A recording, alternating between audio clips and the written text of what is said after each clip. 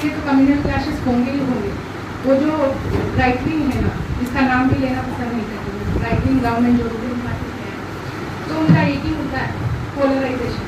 Votes का polarisation करना ही उनका मुद्दा है। तो हमें यह डिबेट करना नहीं है इसको, यूसीसी में डिबेट बेकार है, क्योंकि there is no proposal from the ruling party. किसे यूनिफॉर्म करना है, यूनिफॉर्म किसे करना है वो पता नहीं है, बट सिर्फ ये बातें बता रहे हैं कि uniform civil code, uniform civil code, जबकि उनको खुद को नहीं पता यूनिफॉर्म सिविल कोड क्या है। और एक बात, जो राइट विंग को सपोर्ट कर रहे हैं, इंटेलेक्चुअल्स भी है कुछ, वो कह रहे हैं आर्टिकल 44 परमिट करता है यूसीसी सिविल कोड लाने के लिए, लेकिन आर्टिकल 44 अगर लाएंगे, बाकी आर्टिकल्स कहाँ जाएंगे? आर्टिकल 13 कहता है कस्टमाइज लॉ, आर्टिकल 25 से 28 को सीधा सीधा कॉन्ट्राडिक्ट करता है। यहाँ पर सीधा सीधा कॉन्ट्राडिक्ट करने के फिर क्या, फंडामेंटल राइट को लागू करना स्टेट का और कोर्ट्स का जिम्मेदारी है। और फंडामेंटल राइट्स जब किसी के इन्फ्रिंज होते हैं ना, वो कानून लाना ही नहीं चाहिए, वो लाते भी नहीं है। बट ये सिर्फ राइट विंग का सिर्फ प्रोपेगेंडा है, जैसे CANRC कुछ प्रपोजल नहीं था, सिर्फ यही बोल के पहचान पत्र दिखाने हैं। जब अपने होम मिनिस्टर को पूछा गया कि क्या पहचान पत्र दिखाने हैं, आधार कार्ड, वोटर ID, पासपोर्ट, क्या दिखाने, नहीं पता। सिर्फ वहाँ पर भी एक कम्युनलिज्म कहला दिया और कहा कि पहचान पत्र सिर्फ माइनॉरिटीज को दिखाना। माइनॉरिटीज क्यों दिखाए पहचान पत्र, क्यों दिखाए? सिर्फ उनका एक पोलराइजेशन का एक तरीका है वोट डालने का। और कहूँ तो आर्टिकल 44, ये जो यूसीसी का जो है ना, article 44 falls under the part 4 of Indian constitution, that too under the concurrent list, not even the state और यूनियन लिस्ट। कॉन्करेंट लिस्ट में वो डायरेक्टिव प्रिंसिपल्स के अंदर आता है। डायरेक्टिव प्रिंसिपल्स ये डायरेक्ट किए गए थे कि आने वाले गवर्नमेंट्स उनके वक्त के हिसाब से कुछ कानून बनाए, लेकिन अभी वक्त इजाजत नहीं देता था भाई कानून बनाने की, क्योंकि हमारा प्रीएम्बल, कॉन्स्टिट्यूशन का प्रीएम्बल उठा के देखिए, वहाँ पे आपको सेक्युलर वर्ड मिल जाएगा, डेमोक्रेटिक और सेक्युलर। अब यूसीसी लाके ये कानून कॉन्स्टिट्यूशन के प्रीएम्बल को फाड़ देंगे। क्या करना क्या चाहते, करना चाहते तो सीधा सीधा बोले कि माइनॉरिटीज के साथ दुश्मनी करना चाहते। तो जैसे साहब ने कहा कि ये this I appreciate sir, this is my first review कर दिया, तो जरूरी है आप 21 लॉ कमीशन को रिव्यू करें, लेकिन कोर्ट्स जब रिव्यू करती है तो वो रीजंस देती है। एक छोटा सा एग्जांपल ले लेते हैं, जैसे इमरजेंसी के दौरान हेबियस कॉर्पस का रिव्यू पे जो जजमेंट हुआ था, 30 साल के बाद उस पर रिव्यू हुआ। जस्टिस हमारे जो ऑनरेबल चीफ जज चंद्रचूड़ साहब हैं, उस वक्त उस बेंच के मेंबर थे, लेकिन पैराग्राफ्स में उन्होंने रीजंस दिए।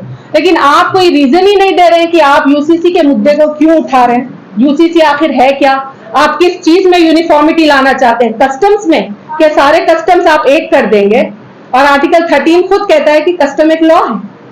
तो आई थिंक पहले तो हमको यूनिफॉर्म सिविल कोड की जरूरत है ही नहीं, क्योंकि देखिए कोई भी चीज अगर जेंडर इनजस्टिस, जेंडर जस्टिस की भी अगर बात करें तो हम रिफॉर्म के जरिए कर सकते हैं, रिफॉर्म्स के जरिए। अब मैं हमारी ही मुस्लिम कम्युनिटी की ही बात कहती हूँ, ट्रिपल तलाक की ही बात को उठाते हैं। ट्रिपल तलाक को सुप्रीम कोर्ट ने ये कहा कि ट्रिपल तलाक जैसी कोई चीज इस्लाम में है ही नहीं।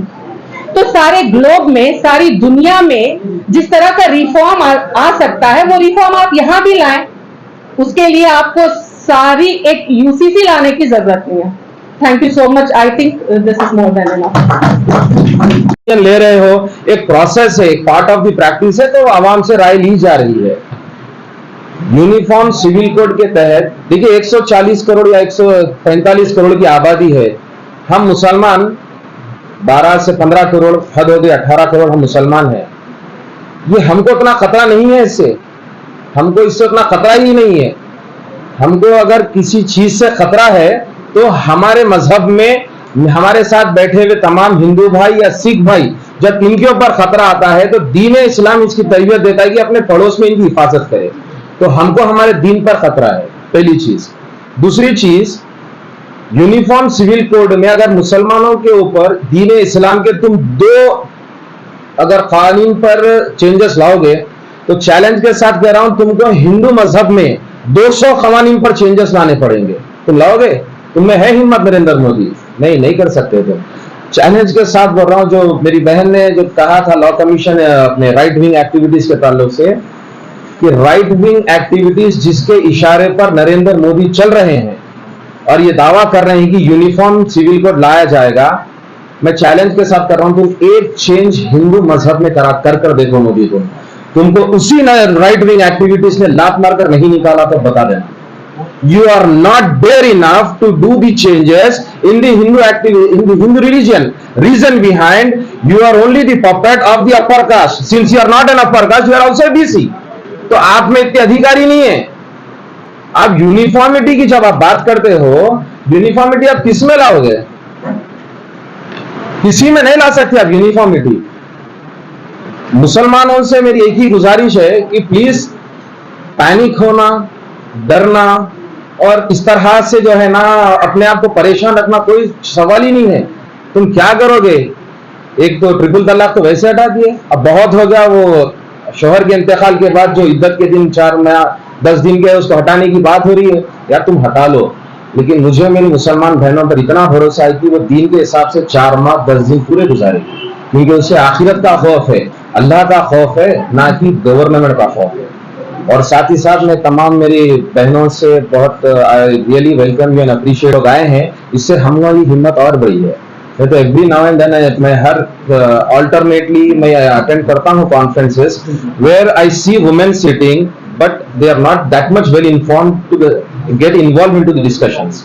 तो मैं माशाल्लाह आप लोग को बहुत सलाम करता हूँ और सनाउल्लाह साहब को बहुत मुबारकबाद देता हूँ कि आपने इस तरह से कॉन्फ्रेंस रखी है। इंशाल्लाह अनकरीब मैं भी एक कॉन्फ्रेंस रख रहा हूँ। वैसे तेलुगु देशम पार्टी से वाबस्तगी है मेरी, लेकिन तेलंगाना माइनॉरिटी वेलफेयर फेडरेशन का चेयरमैन हूँ, उसी के तहत मेरे बड़े लोग यहाँ पर बैठे हैं जिसकी सदारत में मैं कुछ सीख रहा हूँ और अभी बोल रहा हूँ, और मैं तमाम लोग का बहुत बहुत शुक्रगुजार हूँ। बहुत बहुत शुक्रिया साहब। लोग अंदर तक जा सके, जब तक ये लोगों की सोच नहीं बदलेंगी, पेपर में आप कुछ भी लिखेंगे तो फर्क नहीं पड़ेगा। इसमें सबसे ज्यादा तकलीफ जो है, डिस्क्रिमिनेशन जो है, वो है ट्राइबल्स के साथ, SC/ST के साथ, मुस्लिम्स के साथ और वुमेन के साथ। हम आज बोलते हैं बेटी पढ़ाओ, बेटी जगाओ, लेकिन बचाओ और जगाओ। बात जगाने की है कि अगर बच्ची पढ़ने बाहर जाती, बाहर जब वो बाहर भी आते हैं उन लोगों को फूल का हार पहना के आप स्वागत करते, ये बहुत बुरी चीज है। इधर चेंज ये करने की जरूरत है कि जो भी ऐसी अत्याचार करता है उसको आप जेल की सजा मत दो, जेल से फर्क पड़ने वाला नहीं है। उसकी जितनी भी प्रॉपर्टी है 25% प्रॉपर्टी आप उस आदमी को दो जिसके ऊपर अत्याचार हुआ। This is the need of the art. ये सोल्यूशन हम देना चाहिए। अगर परसों जो हादसा हुआ मध्य प्रदेश में, अगर वो आदमी परमेश्वर का 25% का प्रॉपर्टी निकाल के रामेश्वर को दे देंगे तो उसकी फैमिली बढ़ेंगी और इसका औहदा बढ़ेगा। और 1 महीने 2 महीने के बाद जब इन घर को आएंगे तो घर वाले भी इसके ऊपर गाली देंगे कि तुम्हारी ऐसी हरकत से 25% हमारा चले गया। अगर उन्हें 1 महीना जेल में रह के आया, 6 महीने भी जेल में रहकर आया, 2 साल भी जेल में रहकर आया, तो घर वाले तो उसको हार पहना के स्वागत करेंगे, टीका लगा के स्वागत करेंगे। बात जब तक आप फाइनेंशियली और इकोनॉमिकली आप लोगों को ये नहीं देंगे, पनिशमेंट नहीं देंगे, वो उसकी समस्याएं हैं और फायदा होगा तो सभी को होगा, खाली सिखों को होगा या खाली हिंदू को होगा या कोई मुसलमान को या खाली क्रिश्चियन को, ऐसा नहीं था। ये एक एजेंडा है जो RSS का है, जो हमेशा से रहा है। वो किसी चीज को जो है, कोई भी इशू आता है एक पर्टिकुलर कम्युनिटी के साथ में उसको जोड़ देना। इस बात का जो है, जो आप देख रहे थे अभी, आप रिसेंटली हमारे शिरोमणि गुरुद्वारा प्रबंधक कमेटी के प्रेसिडेंट है हरजिंदर सिंह जी धामी साहब, जो सुप्रीम बॉडी ऑफ सिक्स है, उन्होंने भी इस UCC के लिए जो उन्होंने इसके अगेंस्ट में कहा कि इसके लागू का हम इसके अगेंस्ट में है। इसी तरह से कल ही जो है एक राउंड टेबल कॉन्फ्रेंस बॉम्बे में भी हुआ था, जहां पे पूरे सिख इंटेलेक्चुअल्स ने बैठ के इस बारे में डिस्कशन किया था। शायद हम लोग हैदराबाद में भी इस बारे में बात करेंगे। ये जो इशू है, एक पर्टिकुलरली एक ये भारत एक ऐसा देश है, हर 50 किलोमीटर के बाद में लैंग्वेज चेंज होती है, कस्टम्स चेंज होते हैं, आपका डायलेक्ट चेंज होते हैं, बोलने का तरीका बदल जाता है। यहाँ तो आप हर चीज को आप एक साथ में एक यादृष्टिक में नाप नहीं सकते हैं आप इसको। ये एक हमारे पे इस पर्टिकुलरली इस कंट्री पे यूसीसी लागू नहीं किया जा सकता। इट इज वेरी डिफिकल्ट, इसको कर ही नहीं सकते आप। सभी के कस्टम्स अलग है, सबके सब चीजें अलग है। आप इसको जो हम इसको पूरी तरीके से हम इसको प्रोटेस्ट करते हैं कि हम लोग इसको सपोर्ट नहीं कर रहे हैं। सिख कम्युनिटी आप हम सब साथ में ही हैं, और गुरु नानक साहब ने हमेशा ही इस बात को हमेशा ही उन्होंने जो है जुल्म के खिलाफ आवाज उठाने की बात कही, तो वो इसके लिए तो सिख हमेशा खड़ा रहा है, खड़ा रहेगा। ये आपको हम आप सबको एश्योरेंस देते हैं इस बात की। और एक बात मैं आपसे कहना चाहता हूं, कुरान का तर्जुमा ट्रांसलेशन जो है ज्ञानी हरप्रीत सिंह जी, जो हमारे अकाल तख्त के सुप्रीम बॉडी के जथेदार थे, उन्होंने उसको जो है गुरमुखी में ट्रांसलेट किया था। शायद आप कितने लोगों को पता है, मुझे नहीं पता है, क्योंकि मेरे से एक मीटिंग में हमारी मुलाकात हुई थी। उन्होंने कहा कि भाई मैं इसको ट्रांसलेट कर रहा हूँ, और इत्तेफाक से मुझे कुछ समय के बाद में किसी में मुस्लिम शॉप में गया था, उन्होंने कहा कुरान जो है आप गुरमुखी में है सर, तो मैंने मुझे दीजिए सर। तो मैं घर में लेके जाकर जब पढ़ने लगा तो उसमें ट्रांसलेशन उनका था।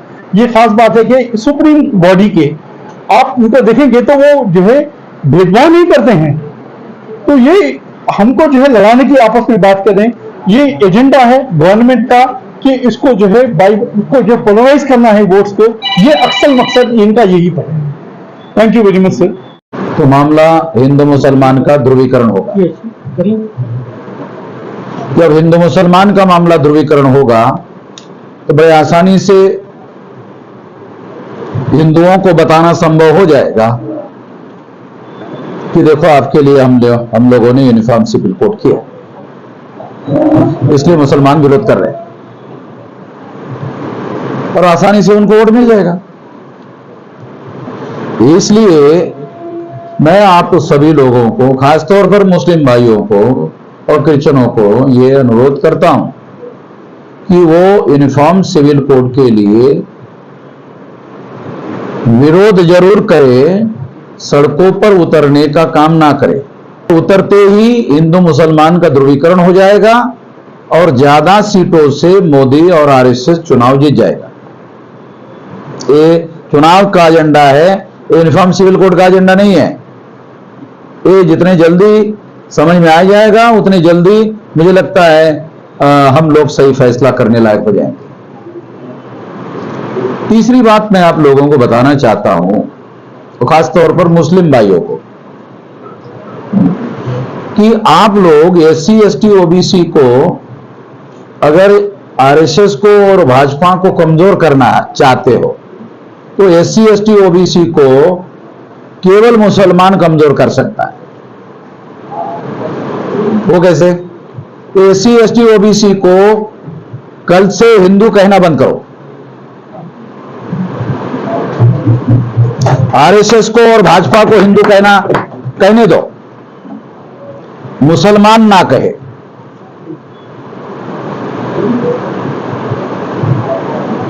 आप लोग आरएसएस को विरोध भी करते रहते हो, आरएसएस की मदद भी करते रहते हो, मुझे समझ में नहीं आता। ये बड़ी हैरानी होती है।